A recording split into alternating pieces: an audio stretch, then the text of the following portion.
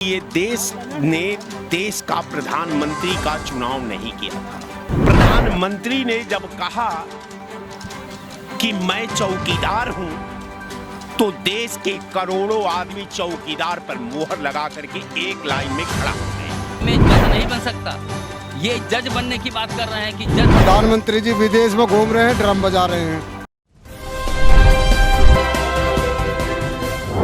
आज तमाम 3 अहम मुद्दे उठ रहे हैं। पहला अहम मुद्दा आप सभी जानते हैं कि मणिपुर में शर्मनाक हादसा हो गया, जिसमें 2 महीने से तमाम ये हादसा चल रहा था। मैं आपको बताती चलूँ 2 महीने से हादसा चल रहा था, लेकिन प्रधानमंत्री नरेंद्र मोदी इस पर कुछ नहीं बोले।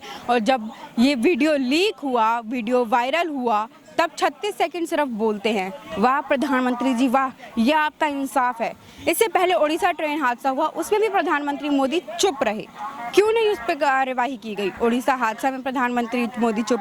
और रेसलर्स, जो हमारे दिल्ली में रेसलर्स हैं, उनके खिलाफ कितने दिनों से, बृजभूषण शरण सिंह के खिलाफ कितने दिनों से चल रहा है, आंदोलन चल रहा है, लेकिन तब भी कोई कार्यवाही नहीं हो रही, वहीं के वहीं रुकी है। तो हमें समझना होगा कि आखिर क्यों प्रधानमंत्री नरेंद्र मोदी इन सब तमाम मुद्दों पे नहीं बोलते हैं, या इन सब मुद्दों पे क्या ये देश के मुद्दे नहीं हैं? क्या ये जब बात आती है पॉलिटिक्स की, भारतीय जनता पार्टी की, तब वो बोलना शुरू कर देते, तब वो शांत भी नहीं होते। इतना बोलेंगे कि वो शांत भी नहीं होंगे। इससे पहले जब विशेष इंडिया के ऊपर अब ले लीजिए, जैसे जो पीडी है वो इंडिया बनी है, तो उसमें भी वो चुप नहीं होंगे। क्यों? आखिर जब पॉलिटिक्स की बात आती है तो प्रधानमंत्री मोदी बोलते हैं, और जब देश के मुद्दों की बात आती है तो शांत क्यों होते हैं? और जब बोलते हैं तो सेकंडों में क्यों बोलते हैं? तो इन तमाम मुद्दों पर जनता क्या सोचती है, इसके लिए हम बात करेंगे आम जनता से। तो वहीं अभी हम आए हैं आम जनमानस के पास, आम जनता से बात करने के लिए। सर, तमाम मुद्दे अहम मुद्दे हैं। मणिपुर हादसा हो गया, प्रधानमंत्री नरेंद्र मोदी नहीं बोले। इससे पहले ओडिशा ट्रेन हादसा हुआ, तब भी प्रधानमंत्री नरेंद्र मोदी नहीं बोले। उसका रेसलर्स का इतने दिनों से चल रहा है, जो दिल्ली में महिला पहलवान है, उनके खिलाफ इतना चल रहा है, बृजभूषण जी के खिलाफ इतना चल रहा है, तब भी क्यों नहीं प्रधानमंत्री नरेंद्र मोदी इन सब चीज़ों पर बात करते हैं? देखिए, यहाँ 2 सवाल है मैडम। पहला सवाल ये है कि ये देश ने देश का प्रधानमंत्री का चुनाव नहीं किया था। प्रधानमंत्री ने जब कहा कि मैं चौकीदार हूं, तो देश के करोड़ों आदमी चौकीदार पर मुहर लगा करके एक लाइन में खड़ा हो गए। आज देश पूरा चौकीदार का सिलेक्शन कर दिया। तो अगर प्रधानमंत्री जी, तो जब कोई प्रधानमंत्री है ये नहीं है, ये देश ने प्रधानमंत्री का सिलेक्शन नहीं किया है, प्रधानमंत्री पर वोट नहीं किया है, वोट तो चौकीदार पर किया है, तो चौकीदार चौकीदार होता है, चौकीदार प्रधानमंत्री नहीं हो सकता। तो जब सवाल चौकीदार जब प्रधानमंत्री नहीं हो सकता, जब इस देश का कोई अगुवा जिम्मेवार नहीं है, तो ये तो स्वाभाविक है, ये तो आपके समाज का अविभाज्य अंग है।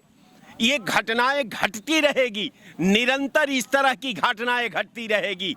जब भारत का संविधान को पहली बार डॉक्टर राजेंद्र प्रसाद ने अपनाया, तो उन्होंने 3 शब्द बहुत गंभीर कहा।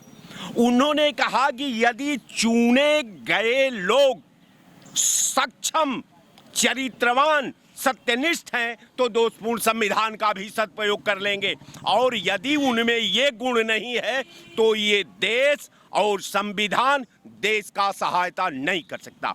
आज वही सीधे सीधा खड़ा है। अब ये कहना कि प्रधानमंत्री के मोदी जी कुर्सी पर विराजमान हैं, इसलिए हम और आप उनसे सवाल पूछ रहे हैं।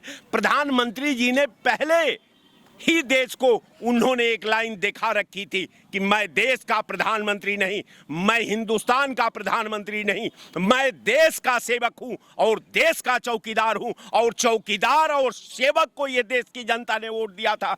तो फिर प्रधानमंत्री से जवाब क्यों? प्रधानमंत्री जब आपने चुना ही नहीं, तो जवाब प्रधानमंत्री क्यों देगा?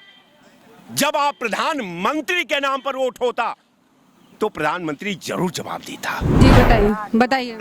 मणिपुर के मामले को लेके हम भारत सरकार के माननीय उप सर्वोच्च न्यायालय सुप्रीम कोर्ट के मुख्य न्यायाधीश जी से और महामहिम श्रीमती माननीय राष्ट्रपति द्रौपदी मुर्मू जी से निवेदन यही करेंगे कि जब ये देश आज़ाद हुआ था तो तमाम माताओं बहनों की सिंदूर बिंदिया चुड़िया त्याग के तब हिंदुस्तान की सोने की चिड़िया बनी थी। इसको सुप्रीम कोर्ट की निगरानी में जांच होना चाहिए और सुप्रीम कोर्ट से और हाई कोर्ट से हम गुहार लगा रहे हैं कि इसको संज्ञान में लेते हुए तत्काल संवैधानिक जो है कार्रवाई करने की कृपा करें। जो ये देश केवल मणिपुर, जैसे बताया एक वक्ता ने भी कि मणिपुर का ही हिस्सा नहीं, पूरे देश का मतलब जो है एक गलत संदेश पे और गलत रास्ते पर जा रहा है। तो इसलिए हम लोग सुप्रीम कोर्ट से और राष्ट्रपति जी से हम निवेदन करते हैं कि इसकी सुप्रीम कोर्ट की निगरानी में ही जांच कराई जाए, तभी जो है संविधान की जांच हो तब ना, जांच ही तो नहीं होती है। तो हम लोग आपके चैनल के माध्यम से मांग ही कर सकते हैं और आप हमारी वहाँ तक आवाज़ पहुँचा सकते हैं। निर्णय उनको लेना पड़ेगा। आपको क्या लगता है? यही बीजेपी सरकार है तो भगवान ऐसी सरकार कभी ना दे, इसमें माताएं बहनें सुरक्षित नहीं है। आप भाई साहब कह रहे हैं कि कड़ी कार्रवाई कर रहे हैं, माननीय प्रधानमंत्री जी विदेश में घूम रहे हैं, ड्रम बजा रहे हैं। इनका खुद का मुख्यमंत्री का कल का बयान है, बीरेन्द्र सिंह जी का, मणिपुर के मुख्यमंत्री का, कि 10 मई को ये घटना हमें पता लग गई थी। राष्ट्रीय महिला आयोग में इसकी 10 मई को शिकायत कर दी गई थी। आप कह रहे हैं ये विपक्ष की चाल है, आप खामोश बैठे। मन की बात करना जानते हैं प्रधानमंत्री जी। बेटियां वहां पर बलात्कार हो रहा है, 2 महीने से मणिपुर जल रहा है। बार बार उनको मीडिया भी आगाह कर रही थी, बार बार लोग भी आगाह कर रहे थे कि मणिपुर जल रहा है। माननीय प्रधानमंत्री जी मणिपुर की तरफ देख लें आप। लेकिन ये विश्व गुरु बनने के चक्कर में कलंक गुरु बन गए ये, और मणिपुर जलता रहेगा। माताओं बहनों बेटियों की इज्जत आबरू लुटती रही, वो नंगी होकर आज सरेआम चौराहे पर उनकी इज्जत नीलाम होती रही, और माननीय प्रधानमंत्री जी खामोश है। वो कभी किसी भी संवेदनशील मुद्दे पर कभी नहीं बोलते हैं। जवाब देंगे शान। आप ये पश्चिम बंगाल की ये घटना गिना रहे हैं, जबकि वहाँ के पुलिस महानिदेशक ने उसका बिल्कुल कोरी अफवाह झूठ करार दिया है। वहाँ के पुलिस महानिदेशक ने क्या फिर इतनी बड़ी घटना को क्या ये ममता, वहाँ पश्चिम बंगाल की सरकार की जो घटनाएं हो रही है उन्हें ढक के छुपाना चाहते हैं, उसकी आड़ लेना चाहते हैं, उस पर कार्रवाई नहीं करके इनके राजस्थान की घटना को याद करके, पश्चिम बंगाल की घटना को याद करके, यहाँ उत्तर प्रदेश में जब बीडीसी के प्रमुखी के चुनाव हो रहे थे, महिलाओं नंगे किया जा रहा था, वो याद नहीं है, भूल गए वो जो चीरहरण हो रहा था महिला का प्रमुखी के चुनाव पे, जिला पंचायत के चुनाव में आपने देखा क्या घटना घटी थी। यदि इनकी घटनाएं गिनाए जाए, चुप शांत रहे बिल्कुल। भाषा का सहज उपयोग, भाषा का सहज उपयोग। सुनिए, ये घटनाएं स्वाभाविक है, जरूर इन पे भी कार्रवाई होनी चाहिए, ये बात इनकी सही है, घटनाएं हुई हैं वहाँ पे। लेकिन क्या इन घटनाओं की आड़ लेके मणिपुर की घटना को छुपाया जा सकता है? क्या वहाँ पर माननीय प्रधानमंत्री जी इस बात को दिखा के कि पश्चिम बंगाल में हुआ, राजस्थान में हुआ, मणिपुर की घटना को छुपा लेंगे? वो क्या वो नंगी जो औरतें हैं उनकी इज्जत वापस ले जाएंगे वहाँ की घटना को दिखा के?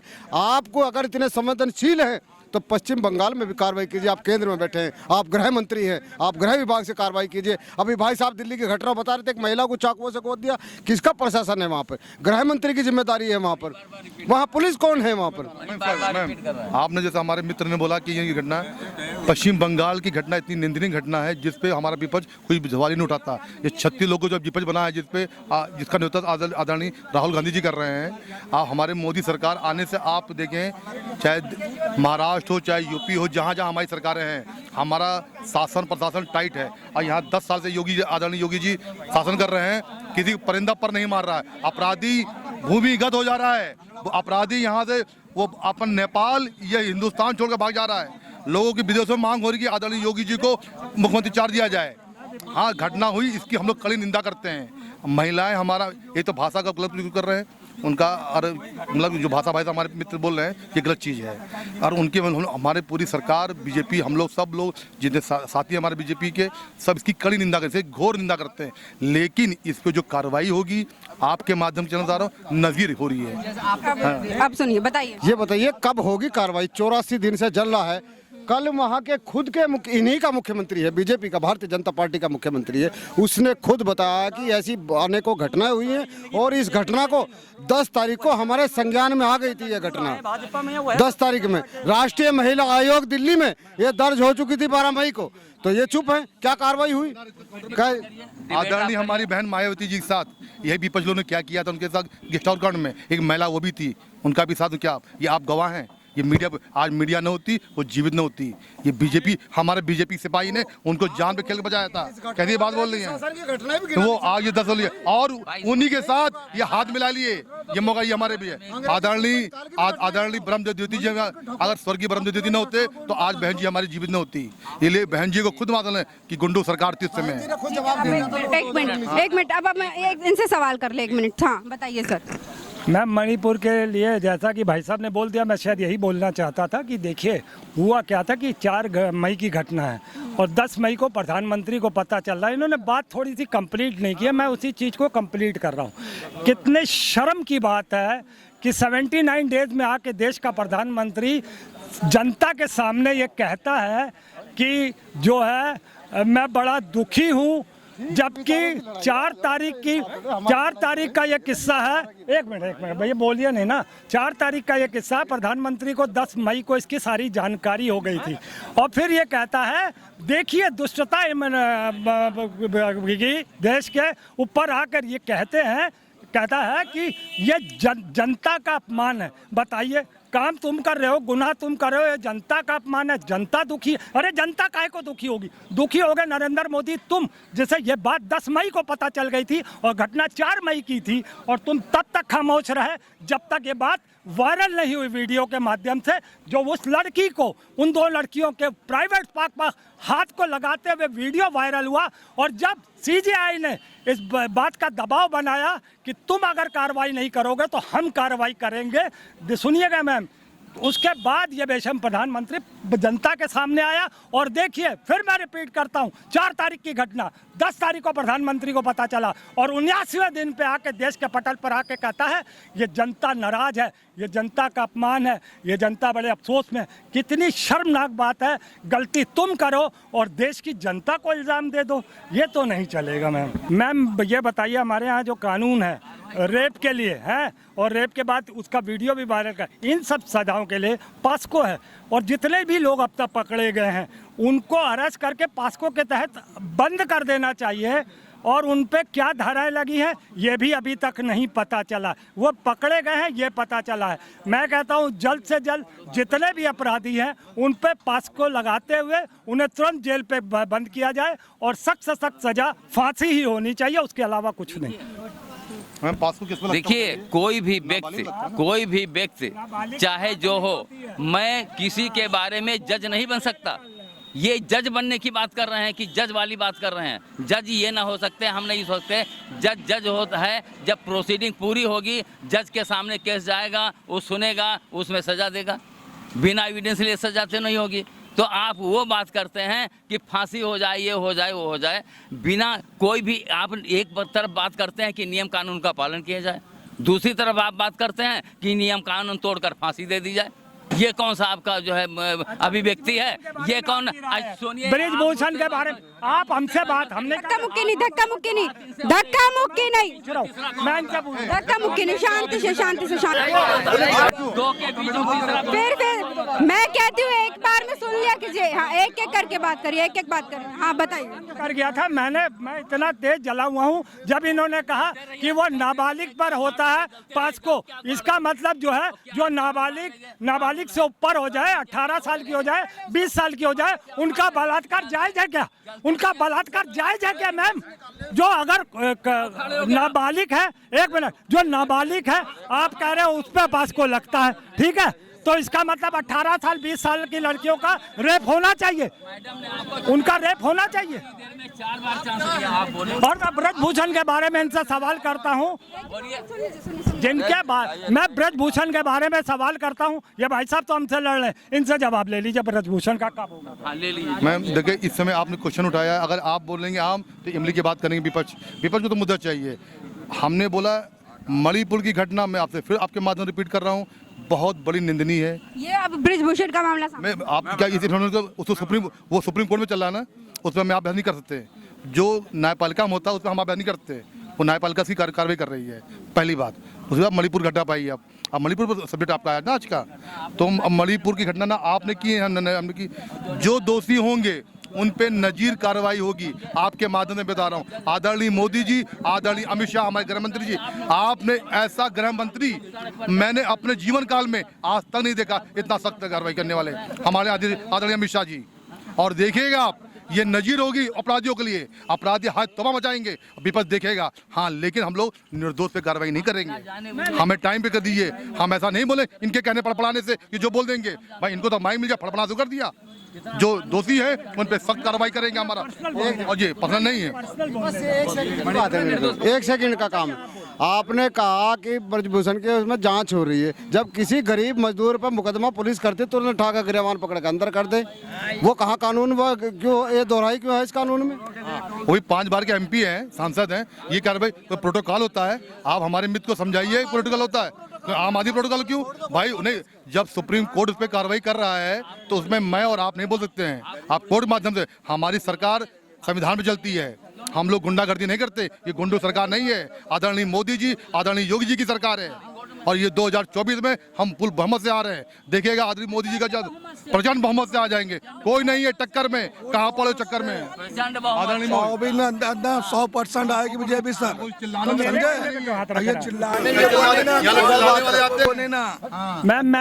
मैं यहाँ पर ये लोग काम बोलता हूँ, नाम हिसाब होता है एक ही। मैम, अरे मैं बता रहा हूँ, पटरी दुकानदार मैम, अरे रुको शांत रहिए भैया बाबूजी शांत रहा करो भाई, लड़ाई करवाने थोड़ी ना आती हूँ मैं, शांत रहिए आप लोग, जब भी आते लड़ने ही लगते हैं आप लोग। आज हमारा पटरी दुकानदार कितना खुश था, आदरणीय मोदी जी को, योगी जी की तारीफ कर रहा। हमारा ऑटो वाला वो कह रहा मोदी जी, आदरणीय योगी जी, हम गरीबों की सरकार है।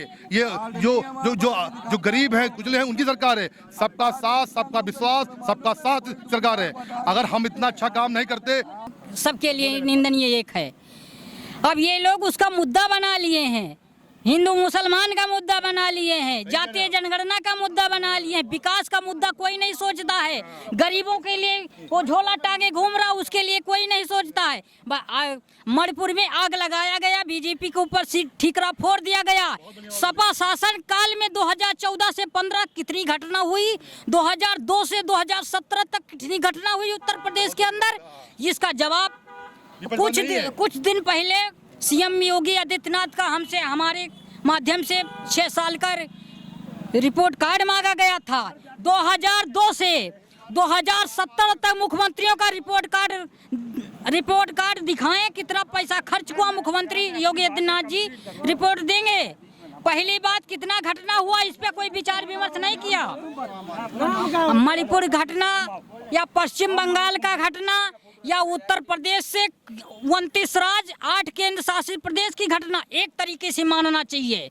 पक्ष को या विपक्ष को या कांग्रेस को या बसपा को या सपा को या राष्ट्रीय लोकदल को या ममता बनर्जी को या नीतीश कुमार को, क्या भारतीय जनता पार्टी के कार्यकर्ताओं पर लाठीचार्ज हुई? क्या नीतीश कुमार इस पे कुछ कार्रवाई किया? इन लोगों से पूछे जरा, सब लोग बैठे हैं। मेरा नाम सतपाल सिंह छाबड़ा है, मैं सिख फैमिली से बिलोंग करता हूँ। यहाँ जितने खड़े हैं बीजेपी के प्रवक्ता, आप इतने बेशरम आदमी हैं भाई साहब, मैं आपकी बात में बोला नहीं और मैं अपना रेफरेंस दे रहा हूँ और आप लड़ाई नहीं, शांति रखिए, शांति, आप शांति रखिए, आप बताइए। हाँ, सतपाल सिंह, मेरा बेटा, एक मिनट छोटू, एक मिनट चुप, शांत एकदम। मेरा नाम सतपाल सिंह छाबड़ा है, मैं सिख फैमिली से बिलोंग करता हूँ। जो ये प्रवक्ता यहाँ बीजेपी के आए हैं, मैं उन्हें बता दूं, ना मैं किसी न्यूज़ चैनल का बिका हुआ, ना मैं किसी पार्टी का प्रवक्ता हूं, चाहे छोटी हो या बड़ी। ये बता दूं, मैं इन्हीं जनता के बीच का एक जनता प्रवक्ता हूं। उसी हैसियत से मैं यहाँ आया हूँ और जाइए मेरे बारे में जानकारी करा लीजिए। मैं चारबाग के आर्यानगर स्थित में मेरा मकान है, जिसको जहाँ जैसी जानकारी करानी है करा लीजिए, मगर मुझ पर यह इल्ज़ाम मत लगाइए कि मैं किसी रिपोर्टर का या किसी दल का बिका हुआ हूँ। जय हिंद, वंदे मातरम। मैडम, मैं आपके चैनल के माध्यम से कहना चाहता हूँ कि मणिपुर की जो भी घटना हुई है वो बहुत ही निंदनीय और दर्दनाक है। सरकार की ये जिम्मेदारी है कि सरकार मणिपुर की घटना पर जितना जल्दी से जल्दी हो, लोगों को मौका दिए बिना सख्त से सख्त कार्रवाई करे। और ये तो सरकार को सुनिश्चित करना पड़ेगा कि भारत की नारियों को सुरक्षा देनी पड़ेगी अगर भारत में लोकतंत्र चलाना है, नहीं तो भारत में लोकतंत्र चलाना मुश्किल हो जाएगा। और लोकतंत्र का सत्यानाश हो जाएगा अगर भारत की महिलाओं को सुरक्षा नहीं दी गई तो। सरकार की निष्ठा बिल्कुल सही दिख रही है और सरकार त्वरित कार्रवाई करने में बिल्कुल सक्षम है, परंतु विपक्ष के एक ऐसे आईना लगा है कि हर वक्त टटोलते रहते हैं क्या गलत क्या सही। विपक्ष त्वरित कार्रवाई करता है विद बुलडोजर से लेकर और कैद करने का और फास्ट ट्रैक कोर्ट चलाने के चक्कर में सरकार बिल्कुल निष्पक्षता से कार्रवाई करना लोगों पर चाहती है और करती भी है, लेकिन इतने बड़े 140 करोड़ भारत में गलतियां तरह तरह की लोग करते हैं और करते आएंगे और ये कोई नहीं रोक पाएगा। लेकिन इस पर ये त्वरित कार्रवाई और सख्त से सख्त सज़ा बनाई जाए, लोगों के अंदर डर हो और डर के साथ ये सब घिनौनी हरकतें तभी छूटेंगी और सरकार इसके लिए बिल्कुल कार्रवाई करने के लिए सक्षम है। तो आज हम थे आम जनता के पास, आम जनमानस के पास, और तमाम मुद्दों पर, अहम मुद्दों पर हमने बात करी। मणिपुर अहम मुद्दा था, बहुत ही बड़ा अहम मुद्दा था, इस पर बात करी। जनता का क्या कहना है वो आपने सुना। ऐसे तमाम खबरों और जानकारी के साथ जुड़े रहने के लिए बने रहे RNA न्यूज़ के साथ में दिव्या श्रीवास्तव। धन्यवाद।